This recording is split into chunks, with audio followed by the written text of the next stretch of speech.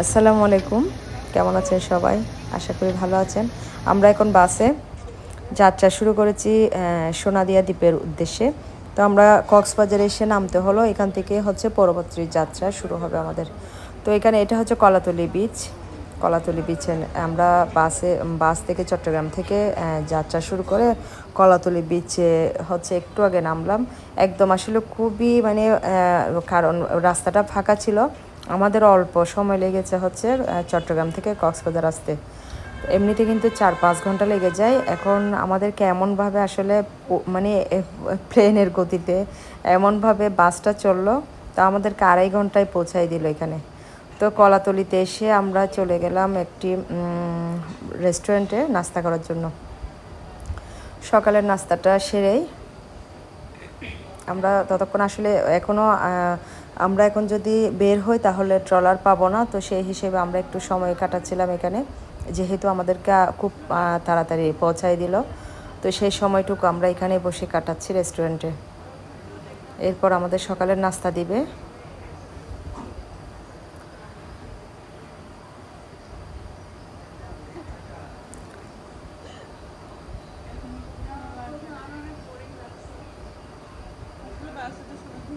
তো আমরা যখন অনেকক্ষণ এখানে বসে থাকতে হচ্ছে, আসলে সিদ্ধান্ত নিলাম আমরা একটু কলাতলি বিচে গিয়ে 8 মিনিটে আসলে সিদ্ধান্ত নিয়ে, এমনি আগে থেকেও বলা হলো এখান থেকে আমরা কলাতলি বিচ একটু করে ঘুরে দেখব কক্সবাজার। তো সেই হিসেবে আমরা সকাল সকাল একদম মানে ওই যে সূর্যোদয় দেখার জন্য সবাই কলাতলি বিচে চলে গেলাম। তা আমাদের মনে হচ্ছিল আসলে যারা যারা কলাতলি বিচে, যে সবার মনে হচ্ছিল যেন ওইদিকে সূর্যটা মনে হয় পশ্চিম দিকে উঠবে, মানে আমরা পূর্ব দিকে যে সূর্যটা ওঠে সেটাও ভুলে গেছি এখানে এসে। মানে বেড়াতে আসার একটা আনন্দ, মানে সবাই আমরা ওই যে পশ্চিম দিকে তাকিয়ে আছি বিচের দিকে, যেন সূর্য উঠবে আর আমরা হচ্ছি ইয়া করব, ভিডিও করব বা দেখব সেটা। তো এরপর হঠাৎ মনে পড়লো সবার, আরে আরে সূর্য তো এদিকে নয়, ওইদিকে উঠবে, ওইদিকে উঠেও গেছে কিছুটা, তো সেদিকে তো দেখা যাচ্ছে না বড় বড় হোটেলের জন্য। তো এরপর আমরা এটা ভেবে আসলে হাসতেছিলাম অনেকক্ষণ, যে আমরা সবাই মানে একই সাথে আসলে সবার মাথা খারাপ হয়ে গেছে বেড়ানোর আনন্দে।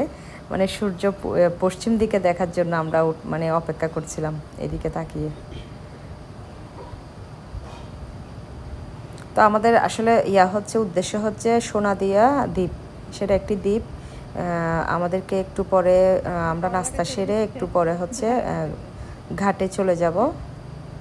তো কলাতলি বিচ বা সমুদ্র আসলে আগেও দেখা হয়েছে, এখানে দেখার মানে কক্সবাজারের উদ্দেশ্যে আমরা আসি নাই।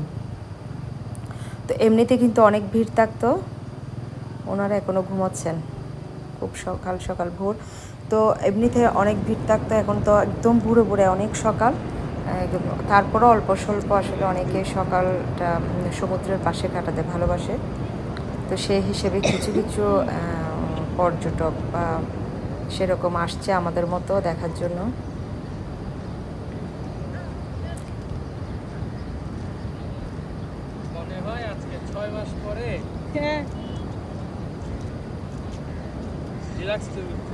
তো এই ভাইটা হচ্ছে আসলে তাঁবু নিবাসী গ্রুপের মিরাজ ভাই।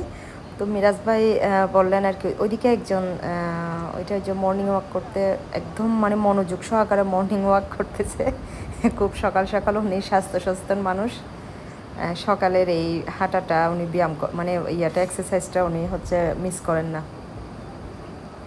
মানে উনি একবার এদিকে গেছেন আবার দেখতেছি এইদিকে।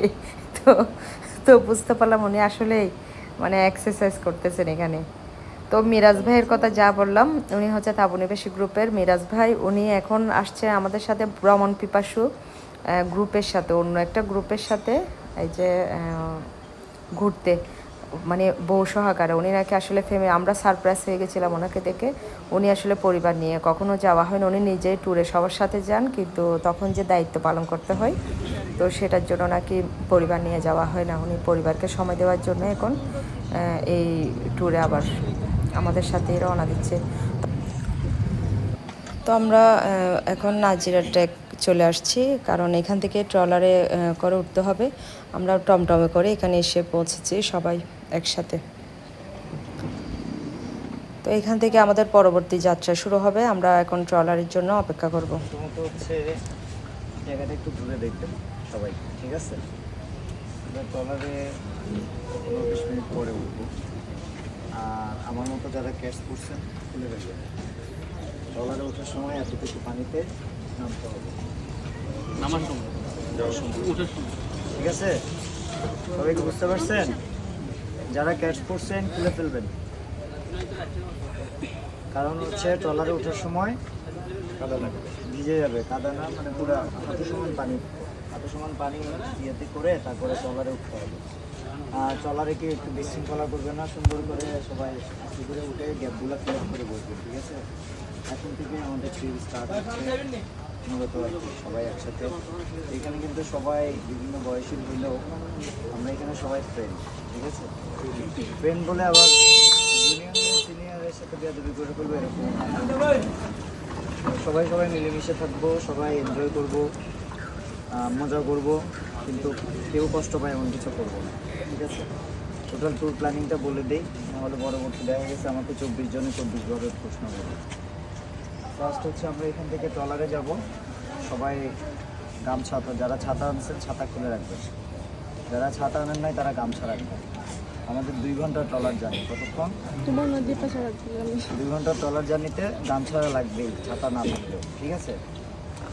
তারপর আমরা 2 ঘন্টা পরে ওইখানে দ্বীপে পৌঁছাবো। আমরা ক্যাম্প সাইডে যাবো, ক্যাম্প সাইডে যাওয়ার পরে আমরা আমাদের তাঁবুতে এখনই দিবে না, তারপরেও এক তাঁবুতে মনে করেন আপনাদের ব্যাগগুলো।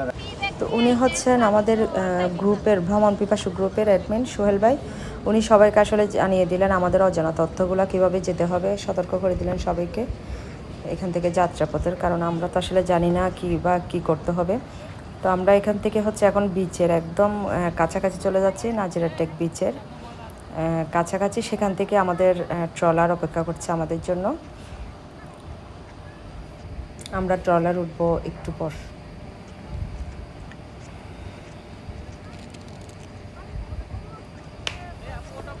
তো আমাদেরকে আসলে জুতো খুলে হাতে নিতে হবে, সোহেল ভাই যা বললেন, কারণ এখানে পানি হাঁটু পর্যন্ত পানিতে হেঁটে তারপর আমাদেরকে ট্রলার উঠতে হবে। তো এখানে এসে দেখলাম কোনো ট্রলার নেই, আমাদেরকে আরও কিছুক্ষণ অপেক্ষা করতে হবে। ট্রলার এসে এখনও পৌঁছায়নি, সেই হিসেবে আমরা কিছুক্ষণ বিচে হাঁটাহাঁটি করছি, সবাই নিজের মতো করে সময় করছে। তো হঠাৎ আমি বালিতে বসার সময় মানে হঠাৎ ওই যে আগে ছোটোবেলায় যে বিড়ালের জন্য ইঁদুরের জন্য ঘর বানাতাম সেটা মনে পড়লো। তো পা দিয়ে সেটা বানিয়ে দেখাচ্ছিলাম মেয়েকে।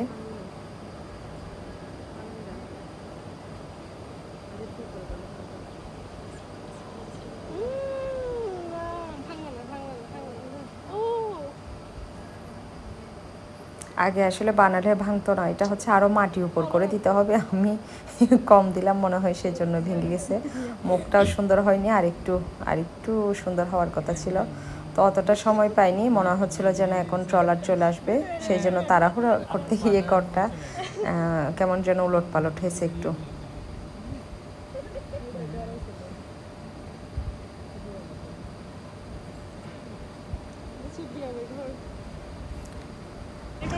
তো যে ট্রলার চলে আসছে, এবার আমরা একে একে উঠে যাচ্ছি সবাই। এই যে হাঁটু পানি, তাই তো আমাদেরকে আসলে জুতো সবগুলো যারা ক্যাটস পরে আসছে সবাইকে খুলে ফেলতে হলো। তো আমরা উঠে যাচ্ছি। আমি ভাবছিলাম আসলে ট্রলার আরও অনেক বড় হবে, এখন দেখছি আসলে এটা নৌকার মতো, আমার জানা ছিল না এটা প্রায় নৌকার মতো, এইগুলোকে ট্রলার বলে।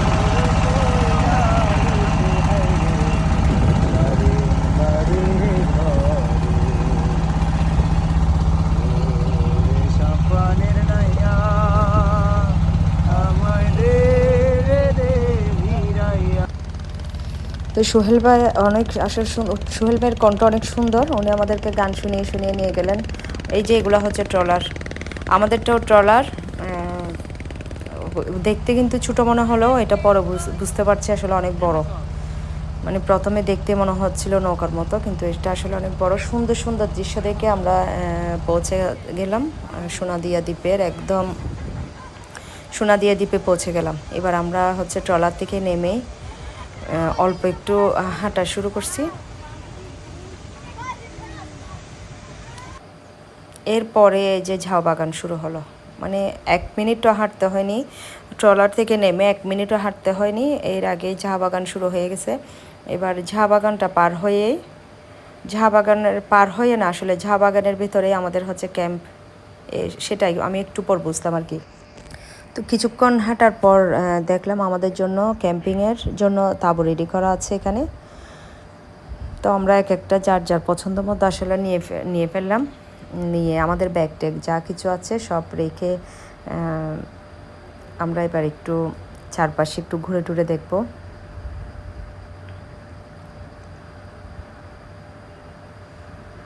দৃশ্যটা আসলে এত ভালো লাগছে দেখতে, মানে ক্যাম্পিং যারা পছন্দ করেন তারা অবশ্যই এখানে আসতে পারবেন।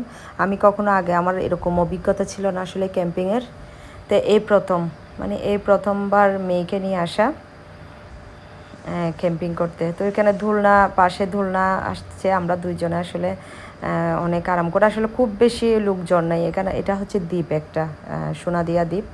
তো যেহেতু একদম কোলাহল মুক্ত, একদম নিঝুম একটা দ্বীপ বলা যায় এটাকে।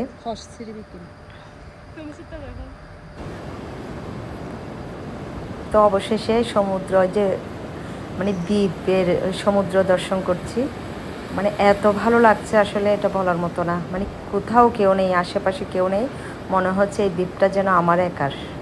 মানে আপনি হাঁটলে যে হাঁটবে আসলে মানে ভাববে এটা নিজের একটা দ্বীপ, ওরকম একটা প্রাইভেট দ্বীপ বলা যায়, মানে প্রাইভেট বিচ, সেটা প্রাইভেট সমুদ্র, তো নিজের ব্যক্তিগত সম্পদ বলা যায়, এত ভালো লাগে মানে বলার মতো না। কারণ কক্সবাজার গেলে দেখা যায় অনেক অনেক মানে কোলাহল চারপাশে।